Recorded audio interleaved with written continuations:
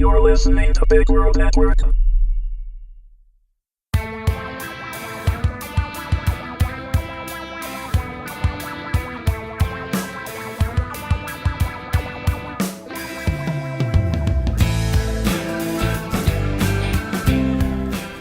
Sleepwalking, Episode 1, written by Relka Grimmer, read by Catherine Ricks.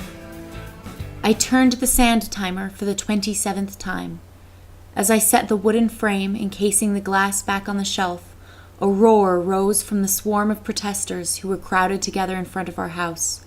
Their yelling was more enthusiastic than it had been for the past 4 hours, a sure sign my father had finally decided to grace us with his presence. It must have been a couple of hours since Mum had found me in the lounge room, hypnotized by the sand filtering through the sand timer. Our sand timer was one of those large old ones, filled with deep blue sand. It took 9 minutes for the sand to run all the way through. Mum had watched as I turned the timer over for the then 13th time. I could see her from the corner of my eye, but I kept my gaze trained on the timer, watching the tiny sand granules whisper through the minuscule gap. I'm waiting for Dad. I felt I had to offer some sort of explanation. Thank you. The frost in my mother's voice surprised me, but she retreated before icicles started forming on the skirting boards.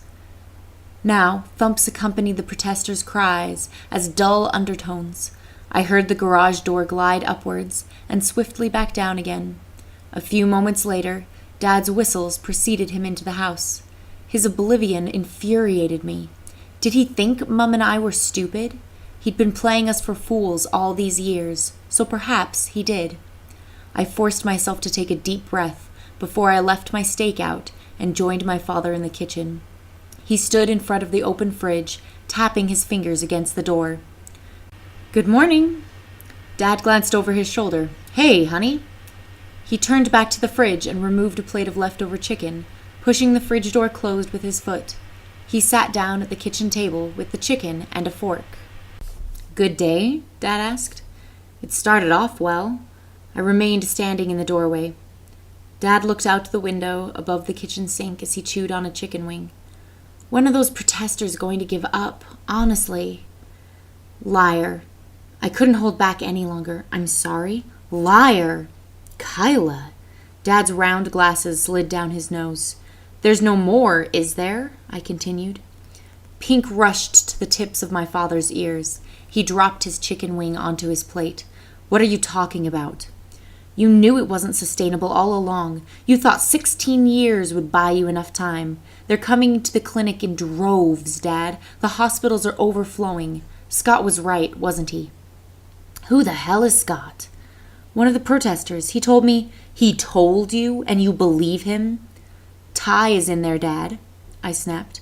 When will it be too late for you? What if he never wakes up? What if he can't tell the difference between being asleep and being awake? Is Ty not enough? If Mum and I go under, will that be enough? Dad turned away. He stared down at his plate, as though asking the chicken to give him an answer. When he looked back up, the veins on his forehead were bulging. He spoke in deathly slivers. How dare you speak to me in such a way, Kyla? Tell me I'm wrong. You've had everything you could ever want. Look at all this. My father swept his hands around the kitchen. How do you think we've been able to afford all this? Because you invented something that wasn't ready to be invented? This is how you thank me, Dad yelled. All you have to do is tell me I'm wrong. It took every ounce of willpower I could muster to keep the anger out of my voice. Tell me I'm wrong, and I'll believe you.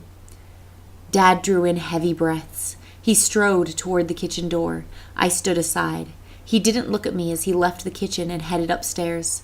I heard a door slam. There was only one thing left to do. Outside, the protesters saw me coming. I was swamped on all sides, caught between bodies in a stampede of incomprehensible words. I need to speak with Scott, I tried to yell above the commotion. I tripped over someone's feet and fell to the footpath. Back off! Hey, come on, let her up! A voice, distorted through a megaphone, edged closer to where I was as I tried to pick myself up. Someone grabbed me under my arms and pulled me to my feet. You okay there, miss? A police officer looked down at me. Yeah, I said. Thanks. He looked at me more closely. Hey, aren't you Gavin Harlan's daughter? Kyla! I gladly turned away from the cop at the sound of my name. Scott pushed his way through the protesters towards me. Hey. Hi. Didn't think I'd see you down here. I sighed. I looked at the wooden sign Scott held in his hand. It read, "We want the truth." The clinic's been crazy, I admitted to Scott. My father is a liar. I see. Scott's smirk morphed into a grin. Yeah, I said. Happy now? Almost. I'm not apologizing. I looked around, ready to join the protest. But there was nothing to join. The protesters were thinning out. The cops were gone. I glanced at Scott. He yawned. It's 11 in the morning, he said. So? Scott raised his eyebrows. You sleep? Of course, we drink rainwater. But it's daytime. Scott shrugged. We all used to be on your father's drug when we were younger. Our parents thought it was a good thing. When we started thinking for ourselves, we realized how unnatural it is to stop sleeping. Then we did our research and, well, when people used to sleep, they slept at night, I said. I know, but something happened when we stopped drinking from the normal water supply. Our body clocks realigned. We're nocturnal now. I stared at Scott. I felt sick. I couldn't stand the thought of going back to the house with my father there, of living in a house with someone who had the power to do something and refused to do anything, refused to admit anything was wrong. Scott seemed to read my thoughts. He grinned. I have a tent in the park around the corner. Jerk, I muttered. I stared down the street. Will I see you tomorrow? I didn't look back, and I didn't reply.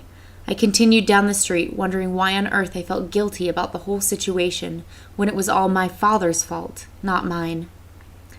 24 waking hours must have sounded like a good idea at the time. I don't know. I'm only 16, and all I've ever known are 24 waking hours. Yet there still never seems to be enough time to fit everything into all those hours. That's all there is, hours. Up until the drugs started to run out, no one needed to sleep anymore, so any distinction between one day and the next was marked by the rise and fall of the sun. Even that became insignificant after a while. I hardly noticed it anymore. We marked time strictly by the clock. I suppose it's all too easy to blame my father.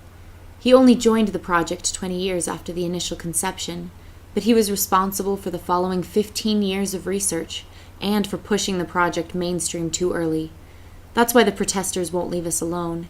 He and his team of biochemists developed a drug which could alter the chemistry of the brain to the point where humans no longer needed sleep to survive. The sleep resistance drug. Every government in the world jumped at the idea. Why wouldn't they? Workers fit to work 24-hour days, although law forbids more than a 20-hour workday. They can pay people a much lower wage, and those people still have the ability to earn enough to live. They found a way to dissolve the drug into the water supply, and the year I was born, sleep became an archaic act of past centuries. By law, children under 4 are still required to sleep. On their 4th birthday, they're allowed to start drinking tap water and stop sleeping. My father won all sorts of awards for his efforts. 24 waking hours meant kids graduate high school by the time they're 12. Even though I'm only 16, I've already studied psychology at university, and am about to start my PhD on dreams. Was about to start my PhD on dreams, I should say.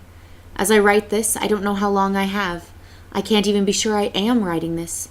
Maybe I'm stuck in a dream, pretending to write, because I don't think they'd let us have paper in these rooms. Or maybe I am awake, and they let me have paper, but they'll monitor everything I write down. Either way, I have to get the truth out. So when future generations refuse to learn from history, they can find my words and rethink their strategies before it's too late. Or maybe it already is. Visit BigWorldNetwork.com for more e-series samples, or sign up for a $3 a month subscription for full access to all written and audio e-series content, accessible from the website, mobile, or e-reader devices. Thanks for listening.